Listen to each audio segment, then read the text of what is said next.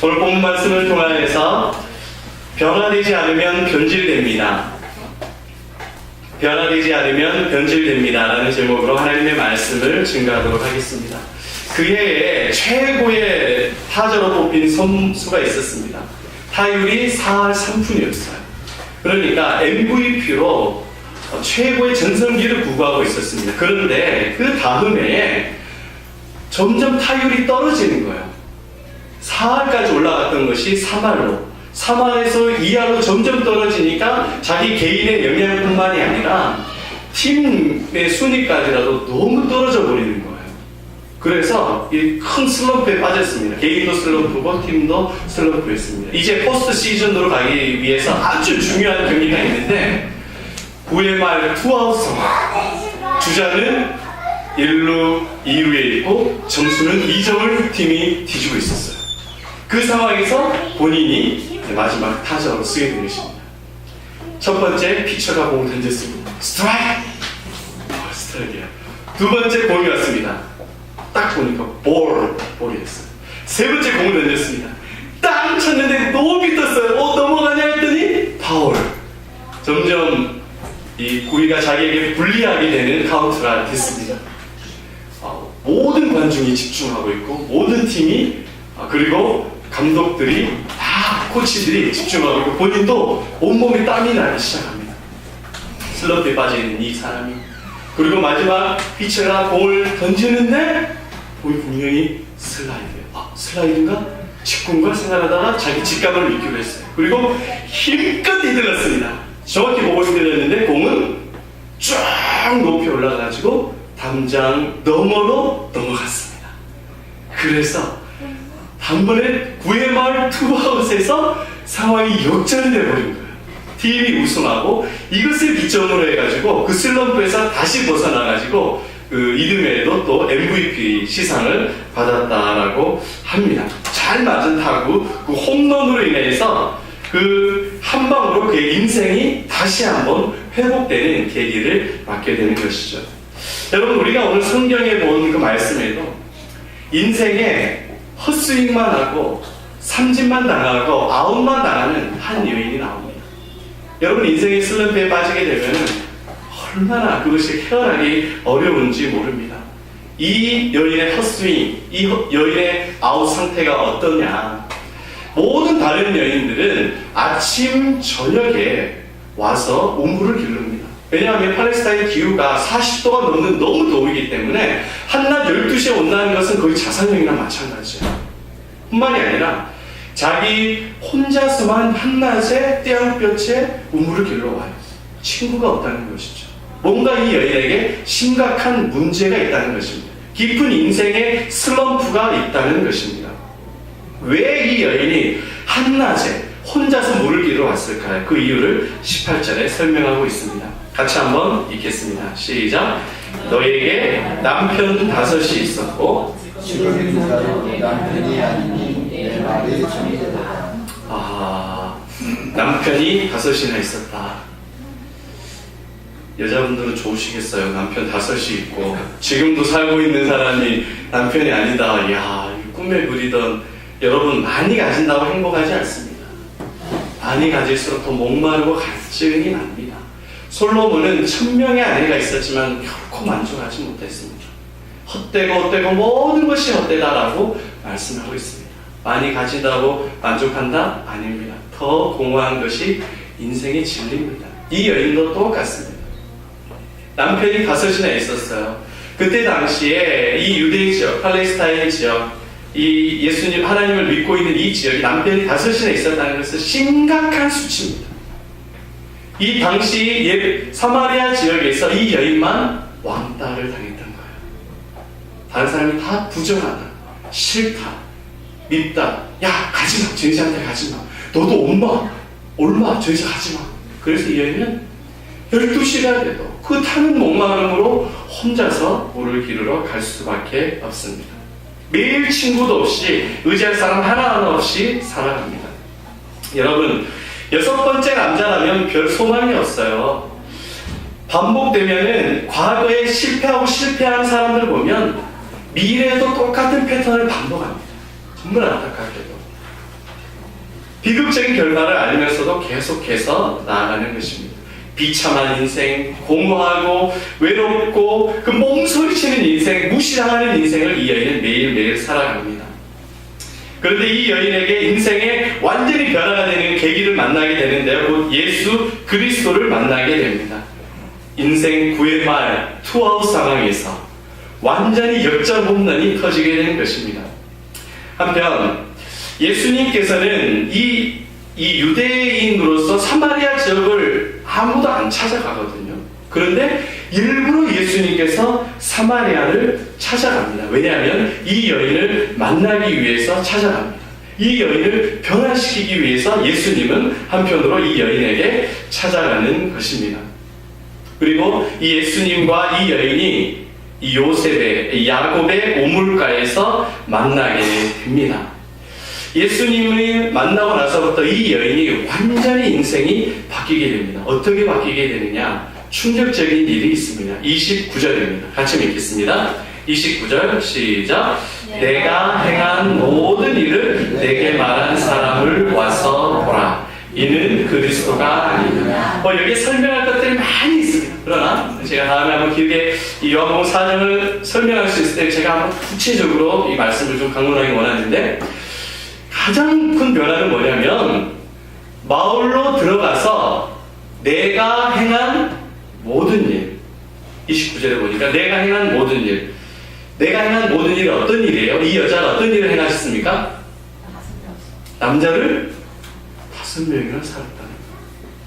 그리고 지금도 남편이 아닌 사람과 같이 살고 있다는 거예요.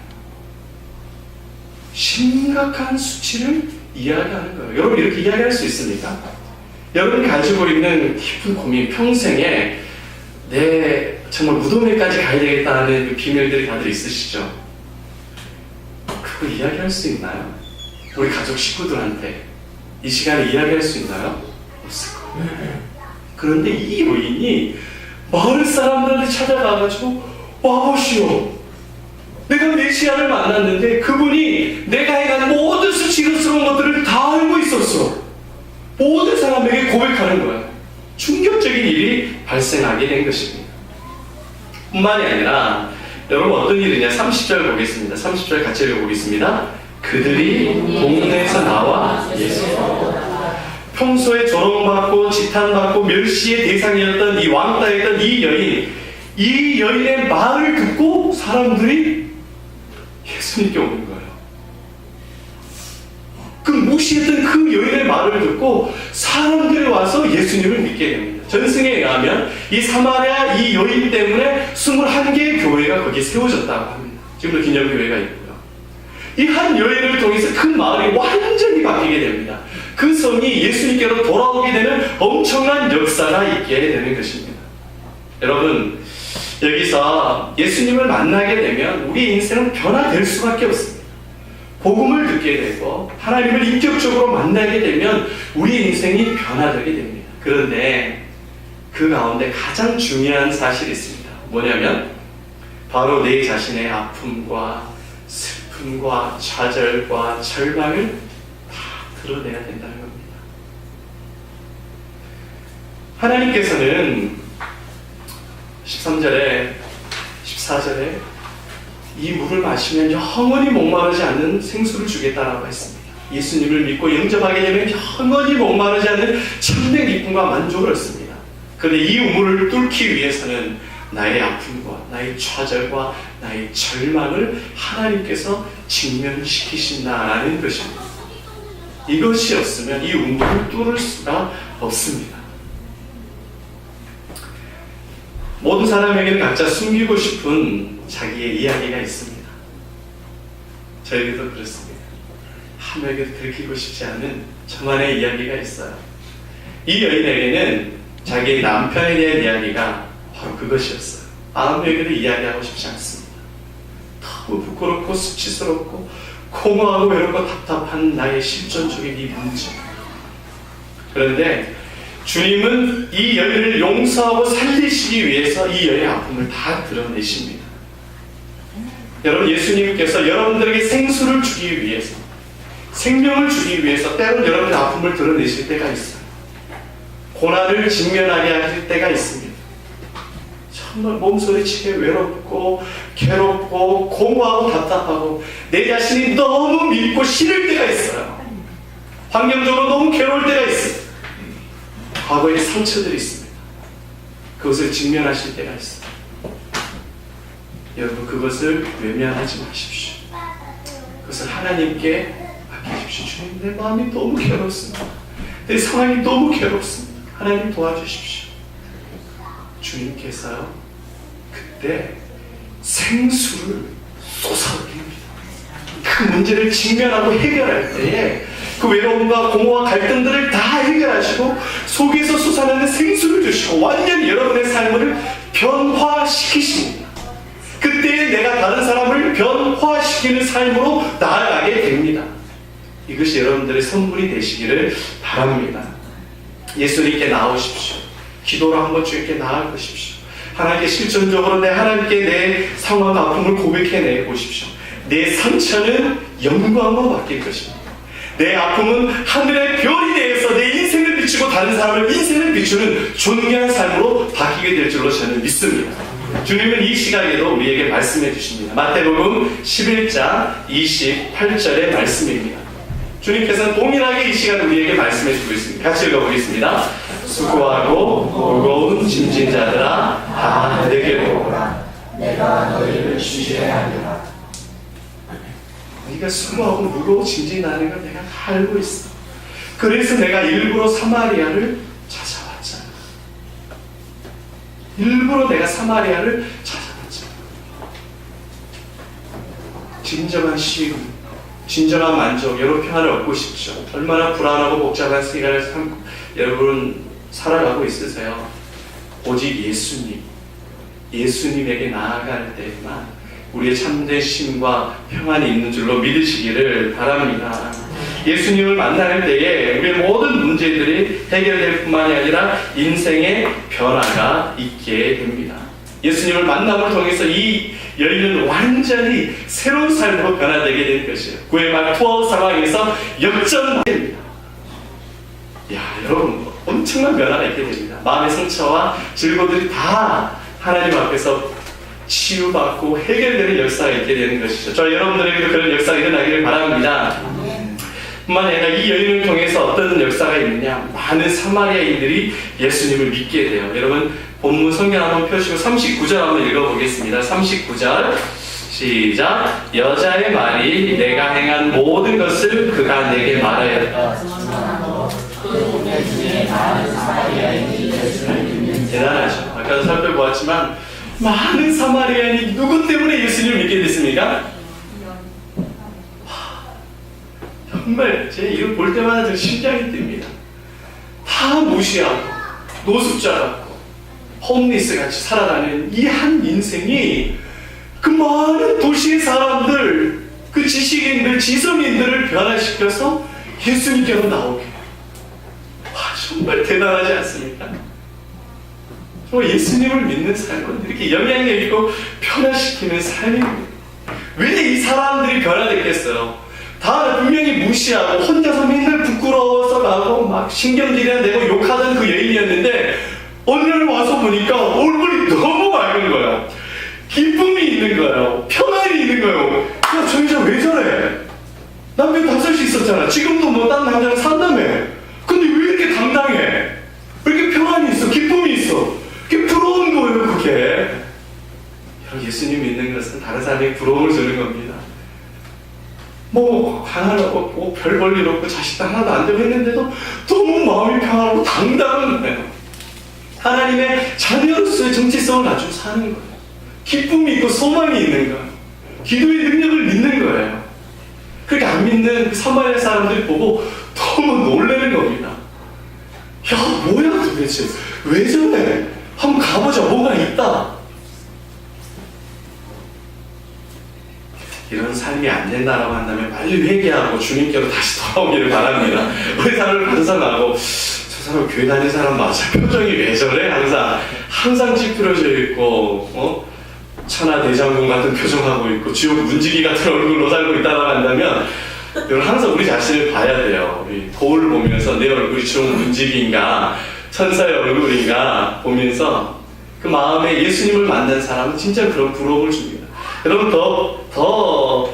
그 역사는 어떤 것이냐면 그 궁극적인 구원의 역사는 하나님께서 행하십니다. 42절 같이 한번 읽어보겠습니다. 42절 그 여자에게 말하되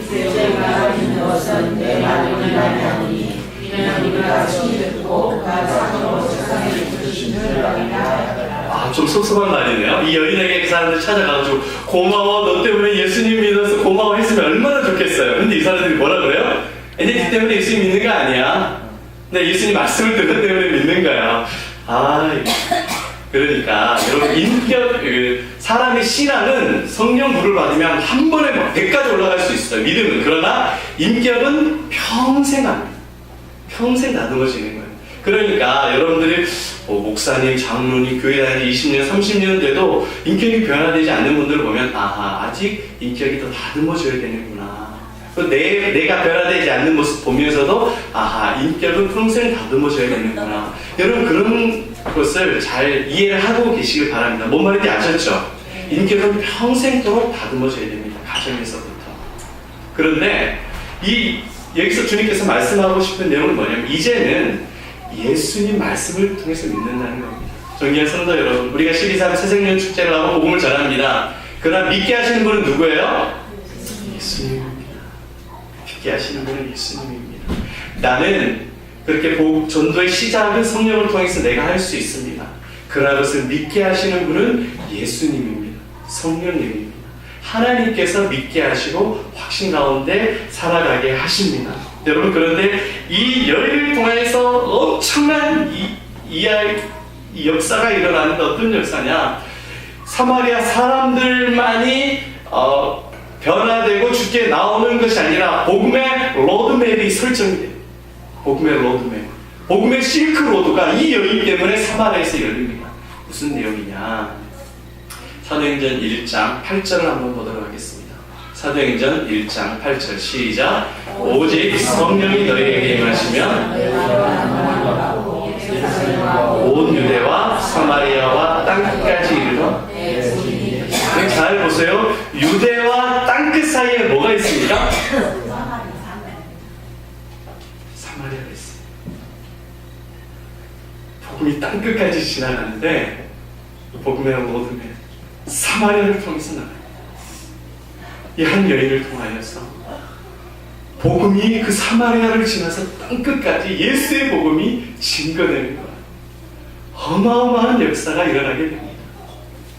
하나님께서 한 여인을 변화시켰더니 그 여인을 통해서 땅끝까지 복음을 증거하는 엄청난 성령의 역사가 일어납니다. 다른 사람을 변질시킨다고 조롱하고 욕을 먹던 이 여인이 다른 사람을 변화시키고 한 사회를 변화시키는 그 주요 모퉁이돌이 되는 것입니다. 저와 여러분들이 그러한 귀한 모퉁이 되기를 바랍니다. 따라해 봅시다. 내가 변하면 가정이 변한다. 내가 변하면 나라가 변한다. 내가 변하면 가정이 복을 받는다. 이건 성경의 진리입니다. 내가 변하게 되면 우리 가정과 이 사회와 초국교회가 복을 받게 되어 있습니다. 저 여러분들을 통해서 그런 역사가 일어나기를 소원합니다. 변질되는 인생이 아니라 변화시키는 인생, 예수님을 만날 때 가능합니다. 제가 한 이야기를 한번 들었어요. 한 목사님을 통해서 40년 만에 소록도를 찾은 한 노인에 대한 이야기인데, 이 소록도에서 목회 활동을 하고 있는 김모 목사님에 대한 이야기입니다. 어느 날 이제 목사님이 계시는데, 이 소록도에는 그 한센시병의 환자들이 아시죠? 옛날에 나병 환자들, 문둥병이라고 있었고 요즘에는 한센시병이라고 이야기를 하는데, 그 소록도에 그 이제 한센시병의 사람들이 많이 살고 있고 거기 목사님이 계십니다. 대부분의 신앙인들이고요. 그런데 그 목사님에게 한 70대 노인이 와가지고 느닷없이 자기가 이 소록도에 살고 싶다는 거예요. 그런데 그것이 굉장히 눈빛이 진지하고 진중했었습니다. 그리고 왜 그런지 이야기를 한번 들려주십시오 라고 했는데, 이 노인에게, 이 어르신에게 10명의 자녀가 있었습니다. 10명의 자녀가 있었는데, 옛날에는 자식들 많이 있죠. 혹시 형제가 10명이다, 10명 이상이다 손 한번 들어주십시오. 하나님 은혜 사랑이 넘치길 바랍니다. 여러분의 자녀선손이 10명 있었는데 마지막 10째 막내 아들이 이 한센시병에 걸린 거예요. 이게 전염성이 아주 낮습니다. 낮지만 그때도 그렇고 지금도 격리시켜서 이것을 살아가는데 이제 마을에서 이제 격리시켜서 하다 보니까 자기 가족들을 부양하기가 너무 힘든 거예요. 그래서 어쩔 수 없이 소록도로 아들을 데리고 오게 됐습니다. 서울에서 소록도를 내려오는데 옛날에는 얼마나 길이 험했어요. 차도 타고 걸어서 뭐 신장길을 막 걷고 걸키고 끌고 와서 막내 아들 10번째 아들을 데리고 소록도에 가는데 이제 자식을 데리고 가는데 너무 마음에 분노도 차고 가슴이 괴로워요. 그리고 애가 이 소록도에서 점점 병이 진화돼가지고 살아가야 된다는 생각을 할 때 너무 가슴이 아팠어요. 그래서 아빠가 돌을 들어가지고 아들이 자고 있을 때 돌을 던졌습니다. 머리에. 그런데 다행히도 그것이 빗나갔어요. 그리고 다시 들어서 애를 어떻게 하려고 했는데 이 차마 그렇게 하지는 못하겠는 거예요. 무지 부정이. 그래서 안 돼서 이제 애를 어떻게 그래도 살아야지 인생이니까 하고 소록도로 갔을 때 나룻배를 타고 이제 나룻배를 태우려고 쭉 왔는데 이제 나룻배를 딱 타러 왔는데 배를 타러 몰려든 사람들 보니까 다 눈썹이 없고 또 코가 없고 손이 문드러지고 다 막 그런 사람들. 그런 사람들이랑 평생 살 것을 눈어보니까 너무 마음이 괴로워가지고 아들을 뒤로 데리고 왔습니다. 뒤로 데리고 와가지고 선창 뒤로 가가지고 아들한테 이야기를 했어요. 이 아직은 멀쩡한 이 아들을 그 사람들한테 맡긴다는 것이 아버지로서 너무 가슴이 찢어지니까 아들한테 이야기를 했어요. 아들아, 네가 저런 모습으로 살아서 뭘 하겠냐? 없을 운명이니 생각하고 걔랑 나랑 함께 죽자. 그래서 아버지가 이 막내 아들을 데리고 나루터 그 뒤편에 있는 그 바닷물로 갔어요. 바닷물로 가지고 아버지가 애를 데리고 가는데 가는 걸 이제 가슴에 차고 애는 턱까지 차는데 애가 막 몸부림치면서 아빠를 불러요. 아버지, 아버지. 내가 한센시병에 걸린 사람은 난데 왜 아버지가 대신 죽어야 돼? 아버지는 가서 형들이나 엄마를 먹여 살려야 되잖아. 아버지 나만 죽을 테니까 아버지는 가세요. 아들이 턱까지 물이 차가서 거의 죽게 됐을 때 아버지를 밖으로 밀면서 아버지 나만 죽으면 되니까 아버지는 돌아가서 가족들을 건사하세요. 그러니까 아버지랑 그 말이 너무 가슴이 아파서 같이 울 수밖에 없었어요. 다시 데려왔는데 그래 이렇게 된 거 어떻게 하겠냐 그러면서 아들을 소록도에 보내고 자기는 잊어버리고 서울로 올라왔습니다. 9 자식을 키워야 되니까 얼마나 힘들겠어요. 아내에 이제 죽고 그렇게 애들을 켜서 이제 대역도 보내고 결혼도 하고 손자 손녀를 키웠습니다. 서울에 있는 첫째 아들이 이제 재산 정리해서 올라오시라 우리가 모시겠다 그래서 올라갔습니다. 하니까 밥도 해주고 편하게 잘 이불도 잘 깔아주고 밥도 해주고 잘 그렇게 지냈습니다. 간간히 아내 먼저 소천한 아내 생각도 났지만 그런저런 살만했습니다. 그런데 어느 날 큰아들이 한마디를 하는 거예요. 아버지, 큰아들만 자식입니까? 그 말에 아버지는 둘도 안 돌아보고 둘째 내려갔습니다. 셋째로 가고 넷째로 가고 이게 사는 건가 싶어가지고 시골로 결국 내려왔습니다. 시골로 내려와서 있는데 40년 전에 소록도에 보냈던 자기 아들이 생각이 나는 거예요. 실제 이야기입니다. 생각이 나는 거예요. 그래서 내가 그 섬에 내다버린 아이 내 손으로 죽이려고 했으나 그러나 아직 살아있으면은 나이가 꽤 됐을 그 아이가 너무 생각이 나서 평생에 이 아이를 한번 찾아봐야 되겠다 한번 생각을 해서 그 아이를 찾으러 소록도를 갔습니다. 그 아이를 갔는데 아직 살아있는 거예요.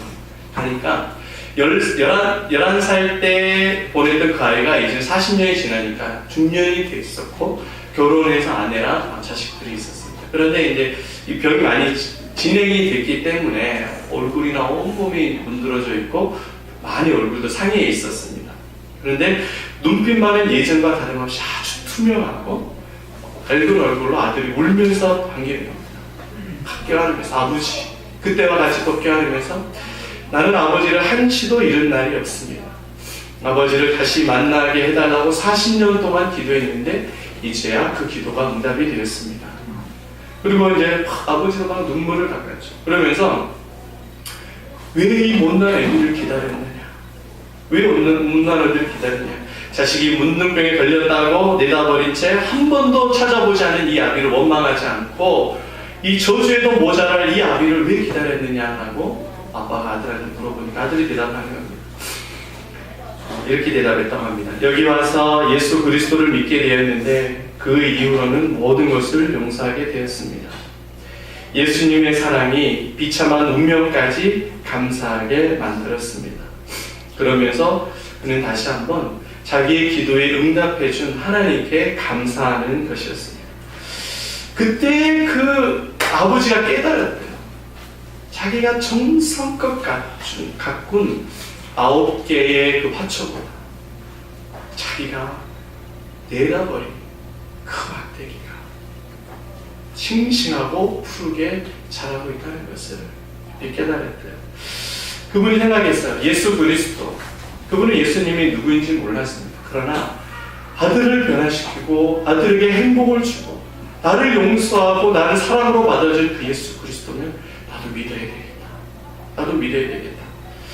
그래서 이제는 아들의 병이 이제 많게 돼서 병이 더 이상 진행이 되지 않기 때문에 아들이 평생 소원이 아버지 이제는 나도 아버지와 함께 살고 싶습니다. 아버지의 부정을 느끼고 살고 싶습니다. 손주들과 함께 살아주십시오 라고 하니까 아버지는 그 마음에 감동이 됐어요. 그래서 내가 40년 동안 못해준 사람, 나도 이제 아들과 40년 동안 살면서 그 아들에게 같이 살아야 되겠다라고 하면서 그 이야기들을 해주는 것이었습니다. 참 저희도 그 이야기를 들었을 때 참 깊은 여러 가지 만감이 교차했습니다. 진정한 사랑이 어떤 것인가? 무엇이 사람을 변화시키고 용서할 수 있는가? 세상 사람들은 다 저주받은 자식이라고 욕했던 한센병의 그 아이, 다른 자녀들로 인해서 버릴 수밖에 없었던 그 아버지의 그 마음. 그러나 그 세상과 가족에게 버림받았던 그 아이를 변화시킨 것은 예수 그리스도였습니다. 병든 그의 몸은, 그 병은 그의 육신을 변질시켰지만 예수 그리스도의 사랑은 그의 삶을 변화시켰습니다. 다시 한번요. 병은 그의 육신을 변질시켰지만 예수 그리스도는 그의 삶을 변화시켰습니다. 여러분, 예수님을 만나면 인생이 변화됩니다. 바뀝니다. 오늘 본문에도 무시당하고 버림받았다 5남자와 결혼했었고 지금도 한 남자와 살고 있던 이 여인이, 모든 사람에게 변화받았던 이 여인, 버림받았던 이 여인이 변화되어서 사마리아 땅끝까지 복음을 증거하는 놀라운 복음의 통로가 되었습니다. 여러분 기억하시길 바랍니다. 변화되지 않으면 변질됩니다. 변화되면 변화시킵니다. 한번 따라해 봅시다. 변화되지 않으면 변질된다. 변화되면 변화시킨다. 옆에 사람에게 이렇게 고백합시다. 변화되는 인생을 삽시다. 변질되지 맙시다. 하나님은 저와 여러분들을 사랑하십니다. 12산 새생명 축제 때 우리를 통해서 하나님께서 하실 일들을 기대합니다. 우리 기도하겠습니다.